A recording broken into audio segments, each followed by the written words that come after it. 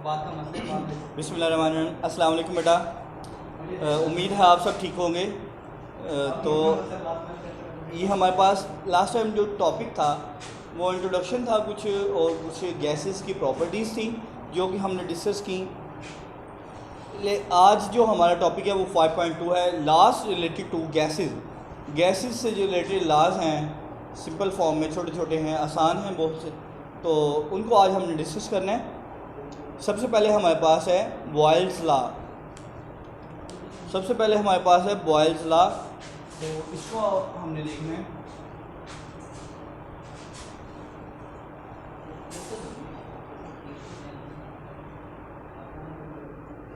ठीक है जी, हमारे पास बॉयल्स लॉ है, इसको हमने आज डिस्कस कर लेना है। इसमें क्या रिलेशन है ये बात मैटर करती है। इसमें दो क्वांटिटीज़ का जो कि रिलेट करती हैं गैस से। फर्स्ट वन है हमारे पास वॉल्यूम, सेकंड है प्रेशर। बॉयल्स लॉ ने गैसेस को यूज़ करके इन दोनों प्रॉपर्टीज़ में जो रिलेशन पेश किया अपना, उसको आज हमने डिस्कस करना है। तो देखते हैं, पेज 78 ओपन करें तमाम students. Boyle's law in 1662, Robert Boyle studied the relationship between the volume and the pressure. इसने रिलेशनशिप ताल्लुक़ पेश किया, रिलेशनशिप बड़ा बोलते हैं, वॉल्यूम एंड प्रेशर, वॉल्यूम और प्रेशर के दरमियान, of a gases at constant temperature.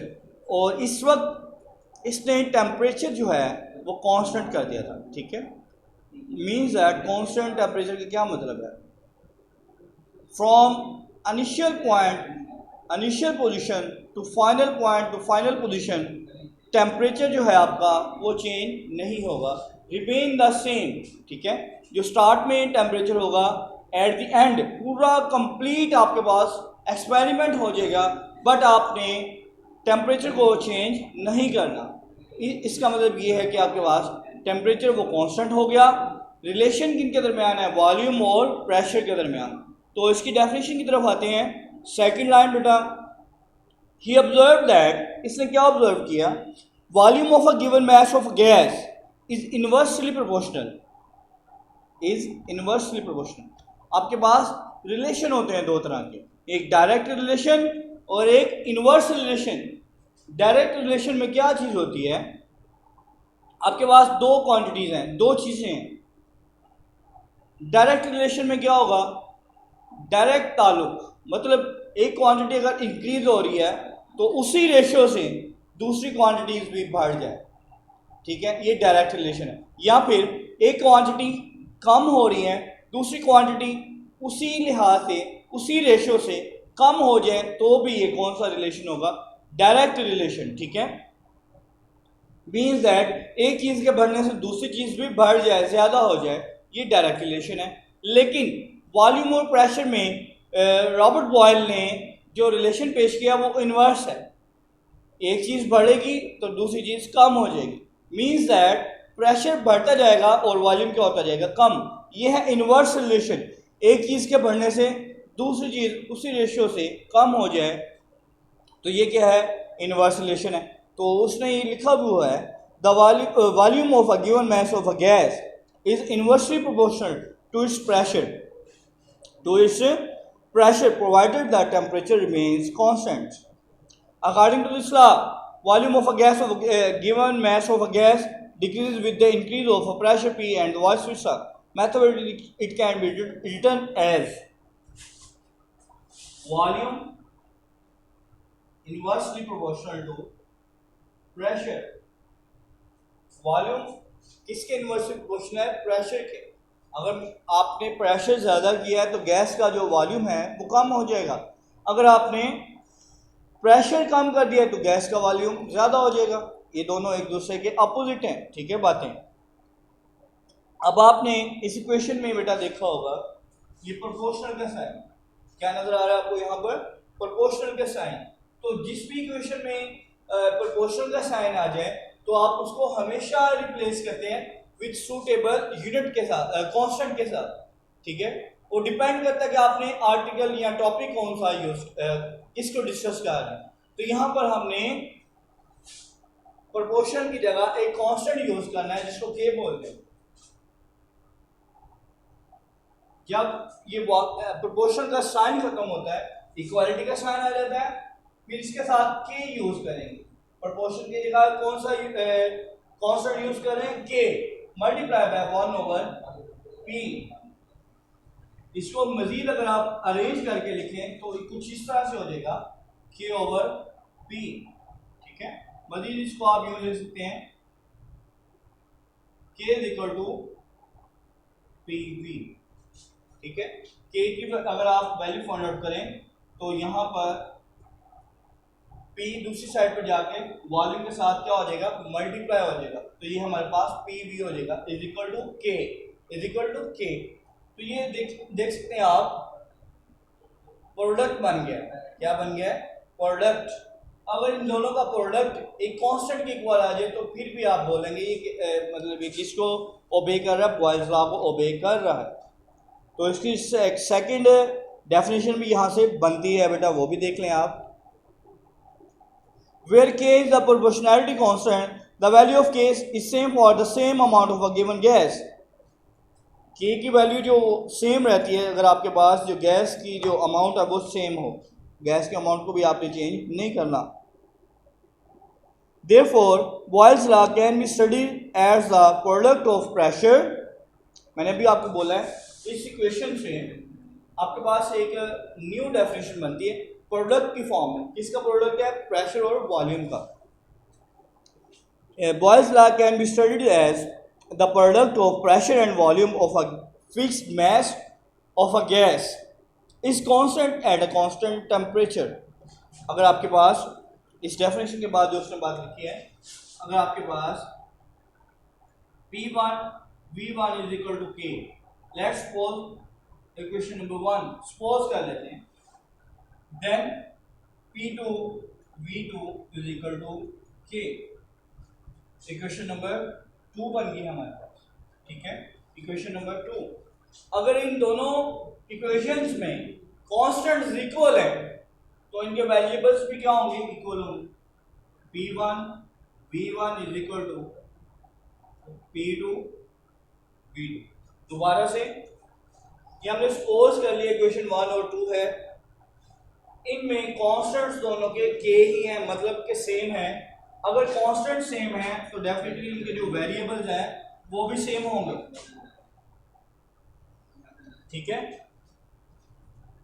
इसके बाद इसके हम एक्सपेरिमेंटल वेरिफिकेशन की तरफ आते हैं। मतलब इसको वेरीफाई करते हैं कि वाकई ये बातें जो हमने लिखी हैं, जो डिस्कस की हैं, क्या वाकई ये मतलब वैलिड हैं या भी नहीं। तो इसको उसने एक्सपेरिमेंटल वेरिफिकेशन के ज़रिए बताना चाह रहा है। ये रीडिंग आप कर लीजिएगा।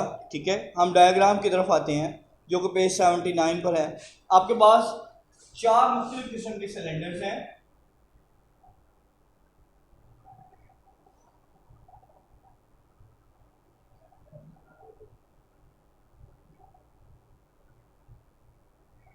ठीक है बेटा, 4 सिलेंडर्स हैं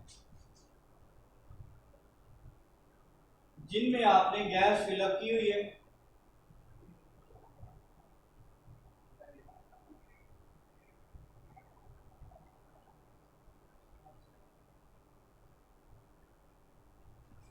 फर्स्ट सिलेंडर में आपने जो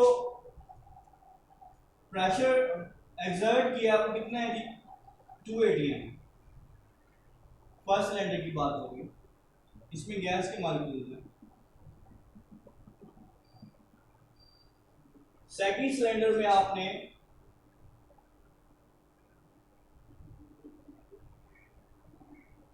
प्रेशर डबल कर दिया है, 480 है। ठीक है, या आप ये कह लेंगे पहले से जो वेट है वो बढ़ गया, ज्यादा हो गया। थर्ड में आपने क्या किया है,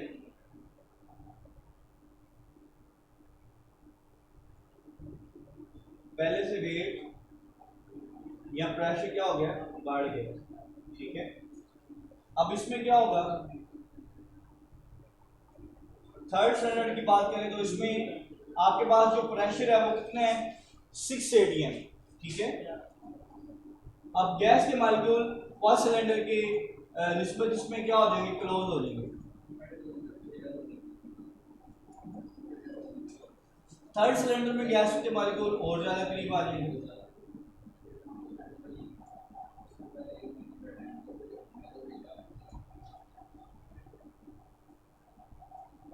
फोर्थ सिलेंडर में आपने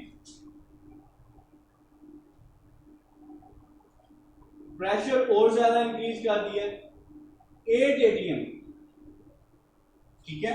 इसमें मॉलिक्यूल और ज्यादा करीब आ जाएंगे, या दूसरे वर्ड्स में अगर आप कहें तो ये क्या हो जाएगा, गैस के मॉलिक्यूल बहुत ही करीब आ जाएंगे, ठीक है। आपके पास इस वक्त फर्स्ट सिलेंडर का जो वॉल्यूम था वो कितना था, 1 डेसीमीटर क्यूब।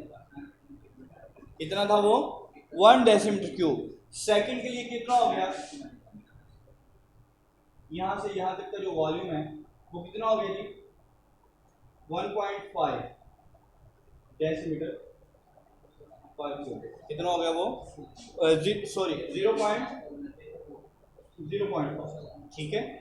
आप इन दोनों सिलेंडर्स को पहले कंपेयर करें, इन दोनों सिलेंडर्स को। पहले हमारे पास जो प्रेशर था P1 वो कितने 2 atm, उस वक्त जो वॉल्यूम V1 था वो कितना था 1 डेसीमीटर क्यूब। सेकेंड सिलेंडर में आपने P2 प्रेशर 2 कितना कर दिया 4 atm, V2 कितना हो गया पहले से कम हो गया, मतलब प्रेशर बढ़ गया, प्रेशर ज्यादा हो गया, वॉल्यूम कम हो गया। थर्ड में क्या होगा, प्रेशर और ज्यादा बढ़ जाएगा, P3 वॉल्यूम और ज्यादा कम हो जाएगा। फोर्थ सिलेंडर में देख सकते हैं आप, प्रेशर मजीद बढ़ा दिया आपने और जो इसका वॉल्यूम है वो बहुत ही कम रह गया।